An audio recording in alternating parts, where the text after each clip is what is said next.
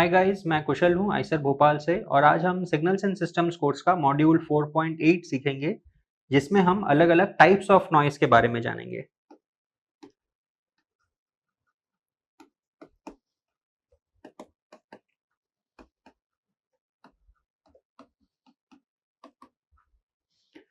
तो वैसे तो नॉइज़ कई अलग-अलग टाइप्स के होते हैं जिन्हें यूजुअली कलर कोडेड किया जाता है, यानी कि जो अलग-अलग टाइप के नॉइज़ होते हैं उन्हें white noise, brown noise, pink noise, purple noise इस तरीके से कहा जाता है।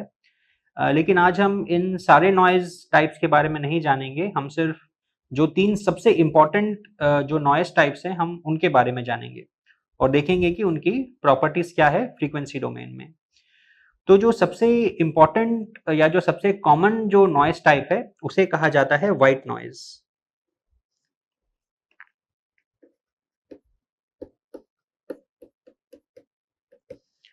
तो व्हाइट नॉइज़ क्या होता है? व्हाइट नॉइज़ होता है जो सबसे कॉमन सोर्स है नॉइज़ का। जैसे कि आप अगर अपना टीवी देख रहे हैं तो टीवी में कई बार अगर एंटीना अगर ठीक से नहीं लगा हो, आजकल तो ऑब्वियसली वो डिश आने की वजह से इतनी प्रॉब्लम नहीं होती है, बट एफएम सपोज़ आप सुन रहे हो जिसमें कई बार अगर चैनल नहीं लगा हो तो आपको एक नॉइज़ सुनाई देती है। तो वो नॉइज़ जो होती है वो भी व्हाइट नॉइज़ होती है। और कई तरह के जो हमारे कम्युनिकेशन चैनल्स होते हैं, जैसे हम अभी बात कर रहे हैं या आप मोबाइल फ़ोन टावर से जब सिग्नल रिसीव करते हैं, तो वो सिग्नल भी नॉइज़ कंटैमिनेटेड होता है और ज़्यादातर वो जो नॉइज़ होती है वो व्हाइट नॉइज़ होती है। तो व्हाइट नॉइज़ क्या होती है? तो व्हाइट नॉइज़ के बारे में जानने के पहले हम आपको थोड़ा याद दिला दें कि पिछले मॉड्यूल में हमने देखा था कि हमारे पास अगर कोई नॉइज़ सिग्नल है तो हम किसी सिग्नल को नॉइज़ तब कहते हैं जब वो एकदम रैंडमली फ्लक्चुएट कर रही हो। उसमें कोई इन्हेरेंट ऑर्डर जब नहीं है तब हम उसे नॉइज़ सिग्नल कहते हैं। तो नॉइज़ सिग्नल का अगेन जैसा कि हमने देखा था कि उसका डायरेक्टली फूरियर ट्रांसफॉर्म निकालना पॉसिबल नहीं है, क्योंकि वो हर टाइम इंस्टेंट पे रैंडमली फ्लक्चुएट करती रहती है। नॉइज़ कोई कंटीन्यूअस सिग्नल नहीं होती है। तो इसीलिए उसका फूरियर ट्रांसफॉर्म निकालने के लिए हम क्या करते हैं कि हम 2 टाइम इंस्टेंट लेते हैं आर्बिट्ररीली, और फिर उन 2 टाइम इंस्टेंट्स के बीच में जो गैप है, अगर वो सपोज़ टाउ टाइम का है, तो हम निकालते हैं the correlation of noise values at those 2 time instants. इस फॉर्मूले को यूज़ करके expectation of n of t into n of t plus tau. तो इस एक्सपेक्टेशन वैल्यू को निकाल के हमें उस नॉइज़ का कोरिलेशन फंक्शन मिल जाता है और फिर इस कोरिलेशन फंक्शन का हम फूरियर ट्रांसफॉर्म निकाल के उसका पावर स्पेक्ट्रल डेंसिटी निकाल लेते हैं।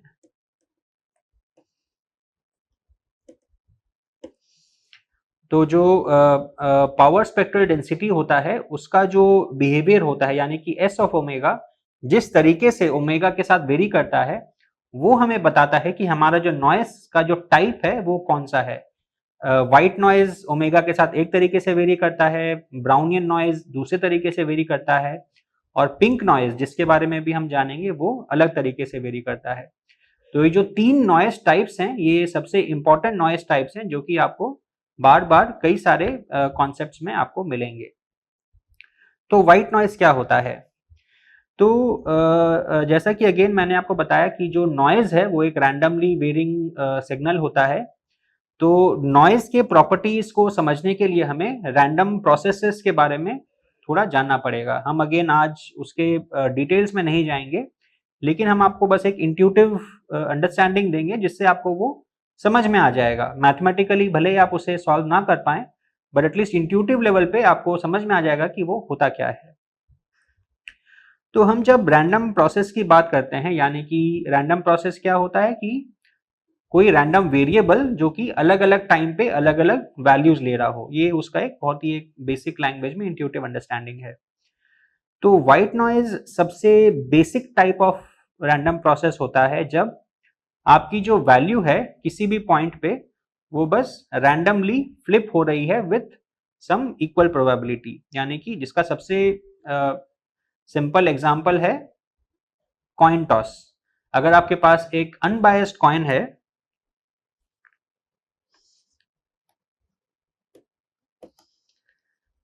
तो क्या होगा कि आपने जब टाइम t1 पे उसे टॉस किया तो वो हेड आ सकता है विथ प्रोबेबिलिटी इक्वल टू 0.5। आप फिर किसी दूसरे टाइम पे उसे टॉस करेंगे तो भी हेड भले आ सकता है विथ प्रोबेबिलिटी 0.5। फिर नेक्स्ट टाइम पे सपोज टेल आ सकता है with probability 0.5 and so on. यानी कि हर टाइम इंस्टेंट पे आप कॉइन टॉस कर रहे हैं और उस कॉइन टॉस की वैल्यू हेड हो सकती है या टेल हो सकती है। तो हेड के साथ में हम अगर जोड़ दें कि नॉइस की वैल्यू है +1 और टेल के साथ में हम अगर जोड़ दें नॉइस की वैल्यू है -1, तो हर टाइम इंस्टेंट पे जो नॉइज है वो +1 -1 फ्लक्चुएट होता रहेगा और एक गिवन टाइम इंस्टेंट पे वो +1 लेता है या -1 लेता है, वो प्रोबेबिलिस्टिकली डिफाइंड हो रहा है और प्रोबेबिलिटी उसकी इक्वल है। तो this is a very simple basic example of white noise. और यहाँ पे मैं अगर आपसे पूछूं कि ऐसे सिग्नल का कॉरिलेशन क्या होगा, यानी कि अगर आपके एक टाइम इंस्टेंट पे अगर हेड है तो क्या आप बता सकते हैं कि एक फ्यूचर टाइम इंस्टेंट पे टेल होने की प्रोबेबिलिटी क्या है? या इसे दूसरे शब्दों में अगर समझें तो मैं आपसे ये पूछ रहा हूं कि अगर एक इंस्टेंट पे अगर हेड आया है और दूसरे इंस्टेंट पे अगर टेल आया है तो क्या दोनों में कोई कॉरिलेशन है? क्या एक दूसरे को इन्फ्लुएंस कर रहा है? तो इस केस में इन्फ्लुएंस नहीं कर रहा है, क्योंकि हर टाइम इंस्टेंट पे जो कॉइन टॉस की प्रोबेबिलिटी है वो 0.5 है। तो पहले टाइम इंस्टेंट पे क्या आया उससे अभी के टाइम इंस्टेंट पे कोई फर्क नहीं पड़ता। तो जो व्हाइट नॉइज है this is a completely uncorrelated noise.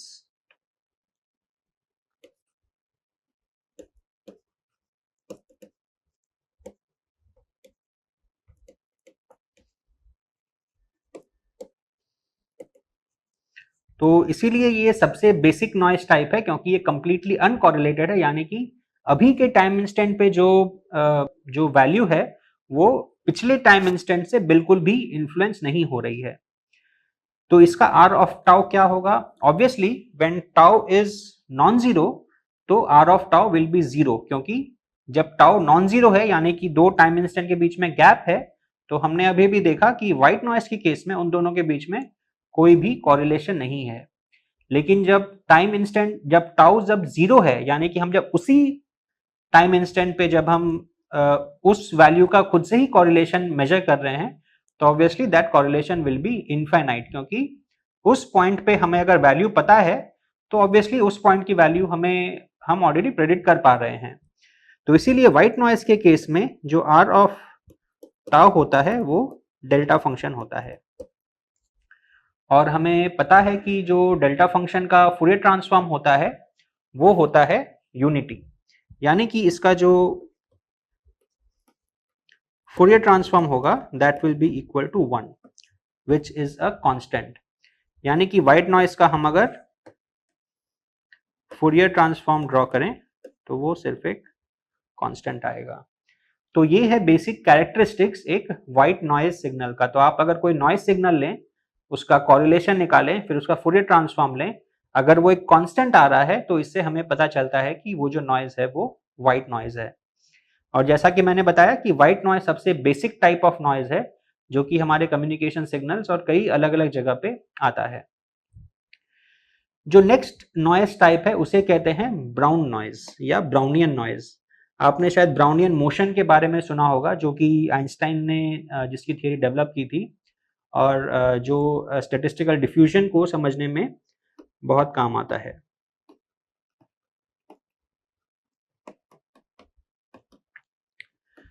तो ब्राउनियन नॉइज क्या होता है?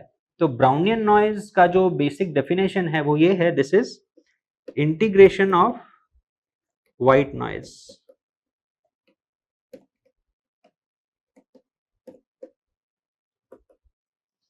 इंटीग्रेशन ऑफ व्हाइट नॉइज या फिर आप इसे समेशन ऑफ व्हाइट नॉइज भी कह सकते हैं। यानी कि सपोज जैसा कि हमारा जो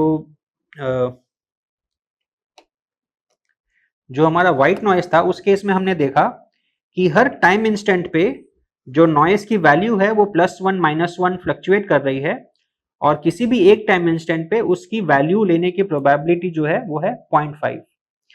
तो अब हम अगर कहें कि हमारा जो नॉइज है at a given time t, it is a sum of all the white noise points before that time t, यानी कि हमारे अभी टाइम के पहले जितने सारे टाइम इंस्टेंट्स आए हैं उन सब टाइम इंस्टेंट्स का जो व्हाइट नॉइज का वैल्यू है मैं उन सबको ऐड कर दूं या इंटीग्रेट कर दूं, तो जो वैल्यू आएगी मेरी अभी इस टाइम इंस्टेंट पे, that is my brown noise. तो ब्राउन नॉइज क्या होता है कि हमारा अगर व्हाइट नॉइज का सिग्नल अगर है जो कि सपोज सम t1 पे +1 है, t2 पे -1 है, फिर t3 पे फिर से -1 है, t4 पे सपोज +1 है, और ये जो सारी वैल्यूज ले रहा है वो ले रहा है विथ प्रोबेबिलिटी 0.5, यानी कि आप किसी भी टाइम इंस्टेंट पे जो वैल्यू होगी उसे आप प्रीवियस टाइम इंस्टेंट की वैल्यू से आप प्रिडिक्ट नहीं कर सकते हैं। तो ब्राउनियन नॉइज आएगा आप जब इन सबको ऐड करते जाओगे। तो सपोज t1 हमारा स्टार्टिंग पॉइंट था, उसके पहले सपोज कुछ नहीं था, तो हमारा जो t1 पे जो ब्राउन नॉइज है उसकी वैल्यू होगी +1, t2 पे उसकी वैल्यू होगी 0 क्योंकि हम +1 और -1 को ऐड कर रहे हैं, फिर t3 में हम पिछले सारे वैल्यूज को ऐड करेंगे तो ये होगा -1, और t4 पे फिर से इसकी वैल्यू होगी 0। तो यानी कि एक गिवन टाइम इंस्टेंट पे हम उसके पिछले सारे टाइम इंस्टेंट के जो व्हाइट नॉइज हैं हम सबको अगर ऐड कर दें तो वो बनता है हमारा ब्राउन नॉइज। और ये जैसा कि मैंने आपको बताया कि ब्राउनियन मोशन को स्टडी करने में या एक पार्टिकल के स्टैटिस्टिकल डिफ्यूजन को स्टडी करने में ये ब्राउन नॉइज का कॉन्सेप्ट बहुत काम आता है। तो अब बात आती है कि ब्राउन नॉइज का जो पावर स्पेक्ट्रल डेंसिटी है वो क्या होगा। तो जैसा कि हम जानते हैं कि फूरियर डोमेन में अगर हम टाइम डोमेन में कुछ चेंजेस करते हैं तो हम फूरियर ट्रांसफॉर्म प्रॉपर्टीज यूज करके उसका फूरियर डोमेन में जो चेंजेस होंगे हम उसे इन्फर कर सकते हैं। और हम ये फूरियर ट्रांसफॉर्म की प्रॉपर्टी से जानते हैं कि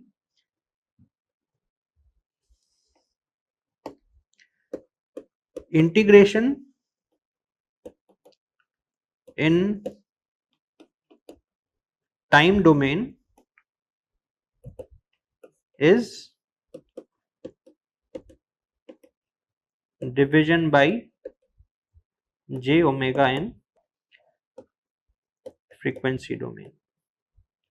यहाँ पे कुछ और टर्म्स भी ऐड होते हैं बट अभी के लिए हमारे लिए ये जरूरी नहीं है, हमारे लिए ये मैटर नहीं करता है, हमारे लिए सिर्फ division bye j omega matter करता है।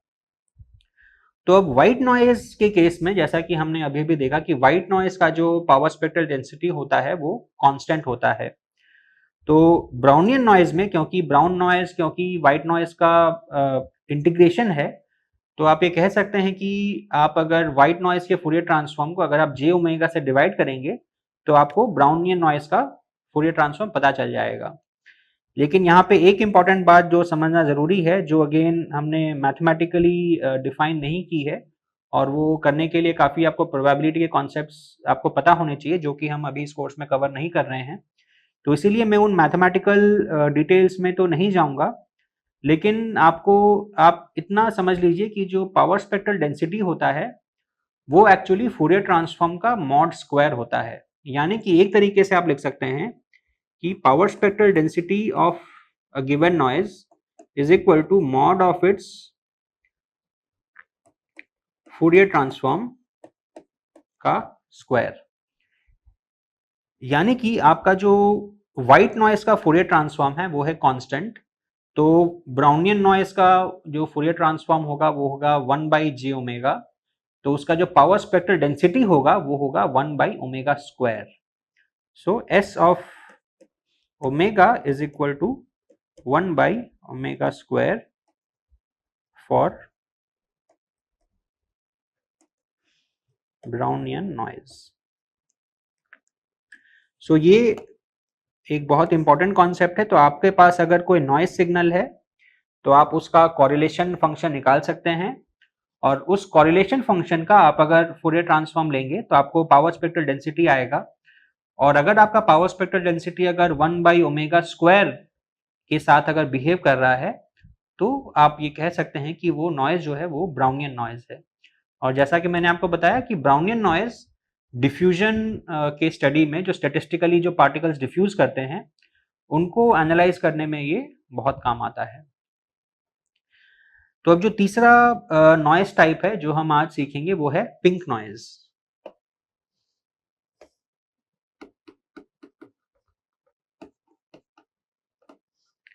तो अब ये पिंक नॉइज क्या होता है? पिंक नॉइज जो होता है उसकी Fourier transform properties white noise और ब्राउनियन नॉइज के बीच में होती हैं। यानी कि हमारा जो व्हाइट नॉइज था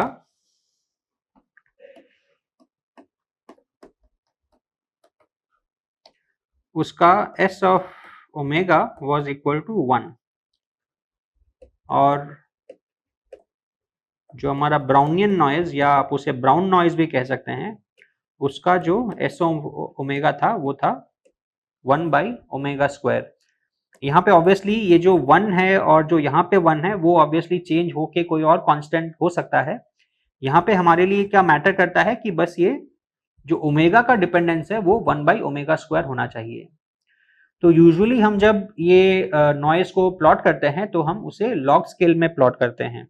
तो हम अगर दोनों साइड में अगर लॉग लेंगे तो हमारे पास आएगा log of s is equal to -2 log of omega. तो यानी कि हम अगर लॉग स्केल लेंगे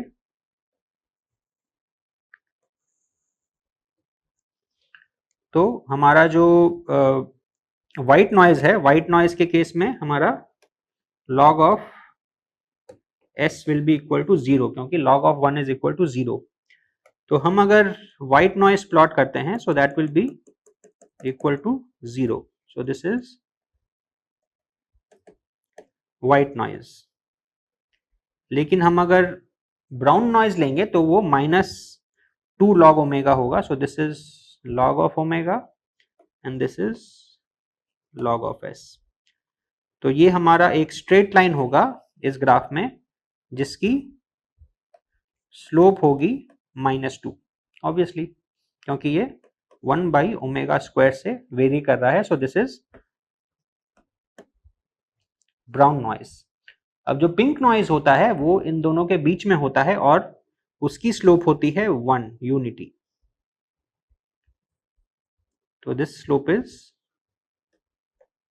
equal to -1 and this is pink noise.